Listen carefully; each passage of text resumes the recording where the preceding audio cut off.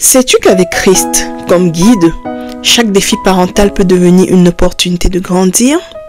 Bienvenue à toi, chers parents, sur Odyssée parentale, un voyage unique vers une parentalité plus épanouie. Je suis Alvin et je suis très fière de t'accueillir dans ce nouvel épisode de notre podcast. Sur cette chaîne, nous explorons la parentalité à la lumière de la foi chrétienne, avec des outils pratiques et des discussions inspirantes, afin de cheminer ensemble en tant que parents.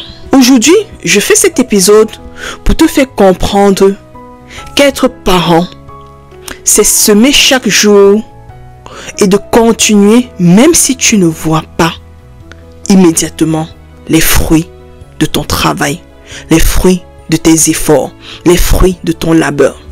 Sur Facebook, je tiens un groupe dans lequel on parle de la parentalité.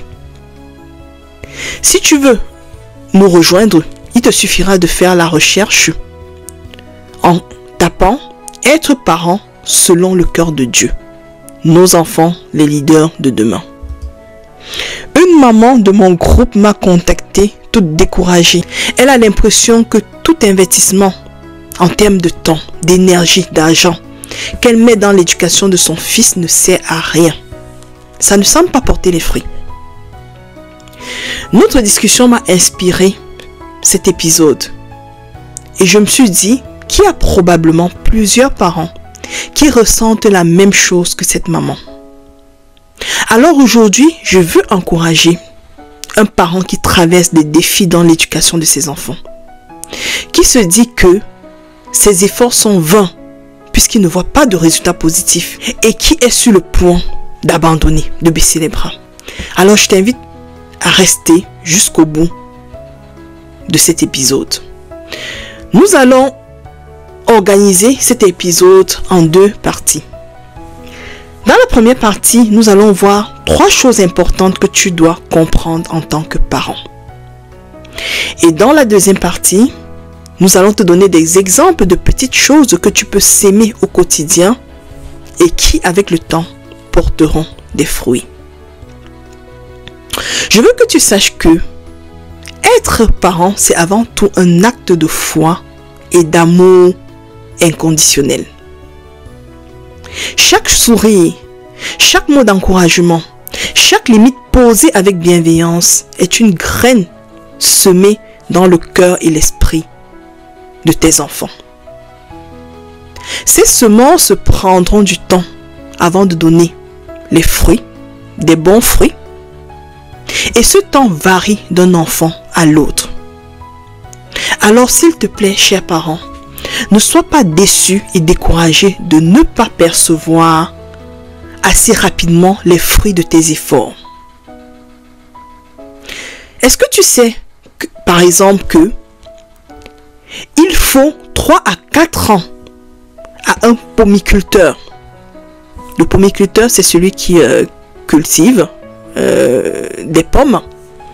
Donc, il faut 3 à 4 ans à un pomiculteur pour avoir ses premières pommes. Et pour parvenir à ce résultat-là, ça prend un processus avec un effort en arrière. Je te prends cet exemple pour te faire comprendre que pour tes enfants, c'est pareil. Élever et éduquer un enfant est un processus long dont la qualité des fruits va dépendre de 3 choses. Premièrement, de ta patience. La patience est une vertu que tu dois avoir en tant que parent. En effet, la parentalité exige une patience constante à toute épreuve. Les enfants grandissent à leur rythme. Ils apprennent à travers des essais et des erreurs, des réussites et des échecs. Ils ne nous montrent pas toujours immédiatement les résultats de ce que nous leur transmettons. Ainsi, on peut avoir l'impression de répéter inlassablement les mêmes leçons ou même avoir le sentiment d'être ignoré. Mais comme ce pomiculteur ne voit pas les pommes pousser du jour au lendemain, toi aussi en tant que parent, tu dois faire confiance au processus. La patience, c'est accepter que certaines leçons ou valeurs inculquées à tes enfants prennent des années avant de se manifester. Un enfant qui semble résistant à la gratitude aujourd'hui, par exemple, pourrait devenir demain un adulte reconnaissant. La deuxième chose dont la qualité des fruits qui va se produire chez ton enfant va dépendre, c'est la qualité des petites actions que tu poses au quotidien. Le fait de poser de bonnes actions au quotidien, bien qu'elles puissent te sembler petites et insignifiantes, cela va avoir un impact profond et durable avec le temps. Par exemple, dis « je t'aime » à ton enfant. L'écouter avec attention. Être présent dans les moments importants de sa vie. Ces moments qui te semblent ridicules, anodins. Tout ceci va construire une fondation solide dans le cœur de ton enfant. Ce sont ces gestes qui vont lui donner un sentiment de sécurité, de valeur et d'amour. Une parole gentille peut apaiser une tempête à l'intérieur d'un enfant. Une limite posée avec douceur enseigne la responsabilité et le respect. Une prière avec ton enfant, une bénédiction le matin ou alors un câlin au coucher transmettent des valeurs et une stabilité qui vont accompagner ton enfant tout au long de sa vie. Et troisièmement, tout va dépendre de ta capacité à faire confiance au temps. Le travail d'un parent n'est pas toujours gratifiant dans l'immédiat, mais ses fruits sont durables. Un enfant qui grandit dans un environnement aimant et avec une structure bien définie va développer au fil du temps des qualités telles que la résilience, l'empathie, la sagesse et bien d'autres. Les graines que nous sémons aujourd'hui dans la prière, l'écoute et l'accompagnement de nos enfants germeront à des moments où nous nous y attendons le moins. Certains fruits, par exemple, n'apparaîtront qu'à l'âge adulte, lorsque les enfants deviendront eux-mêmes des parents.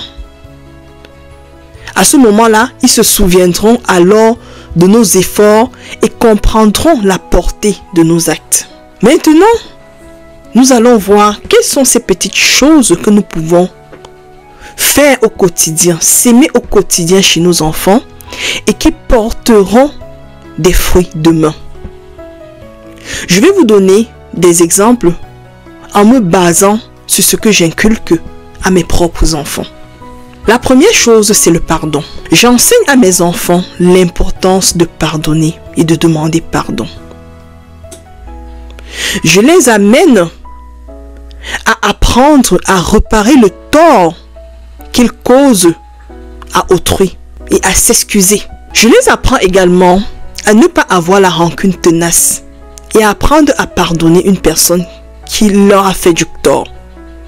Surtout quand cette personne semble exprimer des regrets sincères. Je leur apprends que leur capacité à pardonner ne doit pas dépendre du fait que l'autre reconnaisse ou non ses torts, ou encore du fait qu'ils puissent demander pardon. Ils doivent pardonner d'abord pour eux-mêmes, afin de ne pas traîner avec eux des fardeaux inutiles dans leur cœur et qui peuvent les retarder dans leur destinée. La deuxième chose que j'essaie de s'aimer au quotidien chez mes enfants, ce sont les valeurs spirituelles. Pour moi, elles sont très importantes. Nous devons élever nos enfants dans la foi. La foi doit être le roc sur lequel on doit bâtir nos enfants. Par exemple, j'ai pris l'habitude de prier avec mes enfants. Et je me souviens que lorsque j'ai instauré cette routine de prière, au début, ils semblaient distraits et très peu intéressés.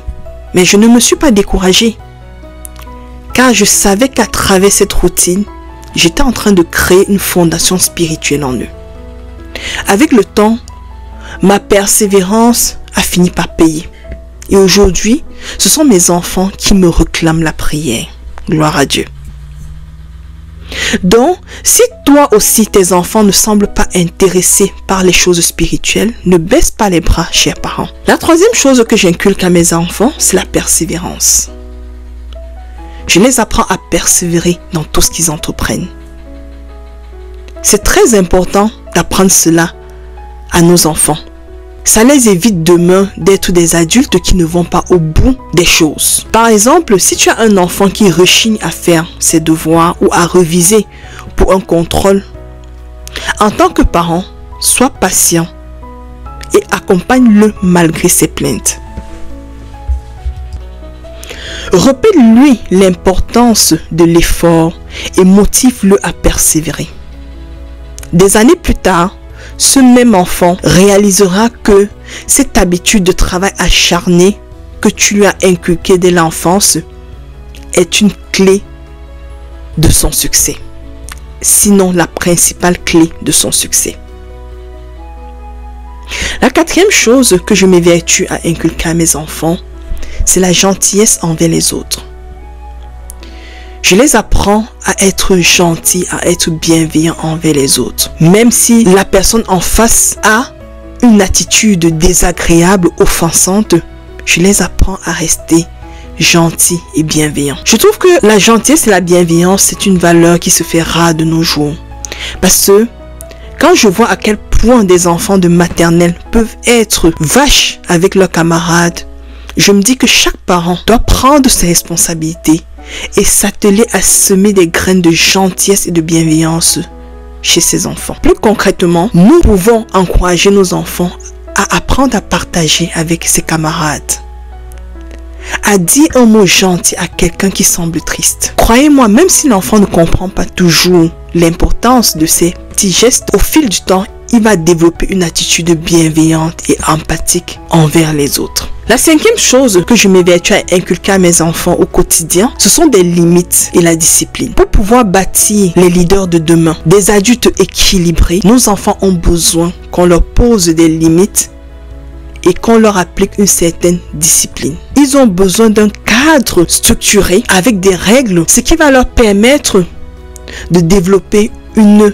autodiscipline. Par exemple, si vous avez un enfant qui souhaite regarder la télévision jusque tard dans la nuit, en tant que parent, vous pouvez lui expliquer calmement pourquoi il est important d'avoir un rythme de sommeil sain. Et ensuite, vous devez lui imposer une limite. Ne pas laisser l'enfant faire ce qu'il veut. Et ce n'est pas bien grave si l'enfant n'est pas content. Dites-vous que plus tard, il va tirer des bénéfices de cette rigueur, de cette discipline que vous lui appliquez aujourd'hui. La sixième chose que j'essaie d'inculquer à mes enfants au quotidien, c'est la gestion des émotions. Nous devons aider nos enfants à comprendre et à gérer leurs émotions. Il faut savoir que les émotions en elles-mêmes ne sont pas mauvaises, car elles sont un indicateur de ce qui se passe en nous. Les émotions positives nous disent quand tout va bien, et les émotions négatives nous disent quand ça ne va pas.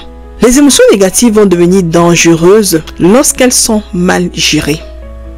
Et justement, c'est notre rôle en tant que parents d'apprendre à nos enfants à bien gérer leurs émotions. Par exemple, lorsqu'un enfant fait une crise de colère, en tant que parents, nous devons l'aider à comprendre pourquoi est-ce qu'il est dans cet état, en lui donnant la possibilité de s'exprimer, en lui proposant par exemple des exercices de respiration profonde. C'est un travail qui peut sembler banal, répétitif, épuisant, ennuyeux, mais au fil des années, l'enfant va développer une intelligence émotionnelle qui l'aidera à naviguer dans la vie avec plus de sérénité. La dernière chose que j'inculque à mes enfants au quotidien, c'est moi-même d'être un modèle, un exemple vivant.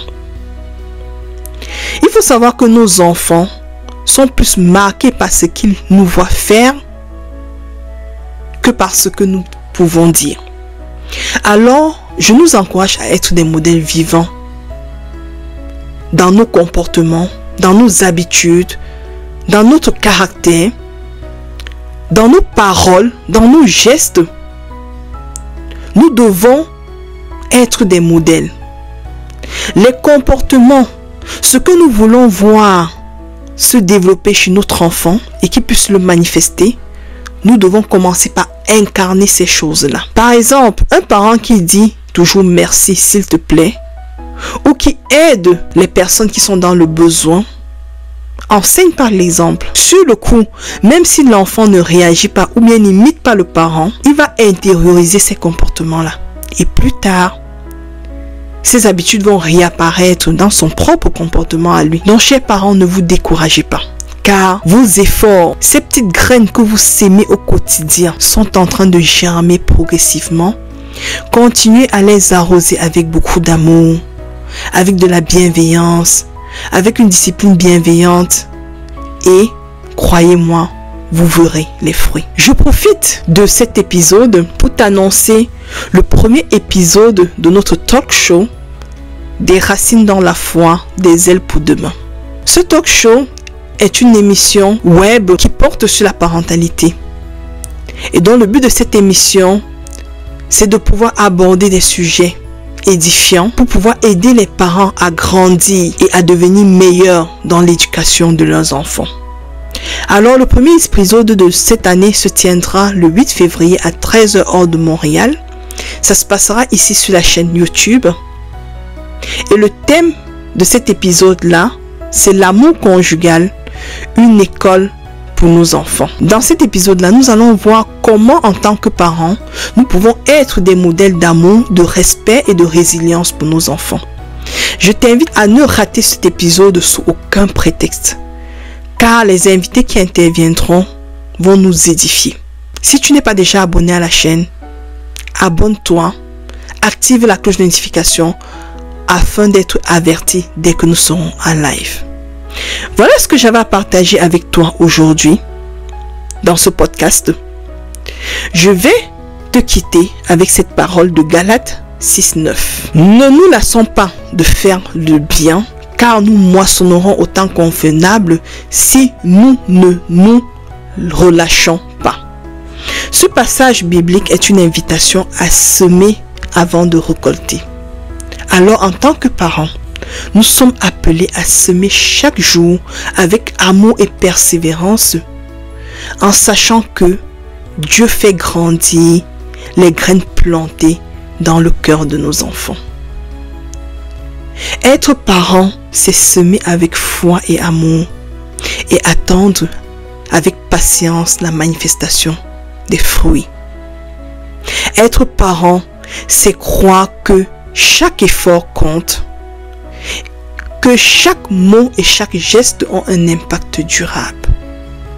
Alors, je nous exhorte à continuer à s'aimer, à aimer et à persévérer, en sachant que les fruits de nos actions, bien que parfois invisibles à nos yeux, porteront un jour une récolte abondante dans la vie de nos enfants.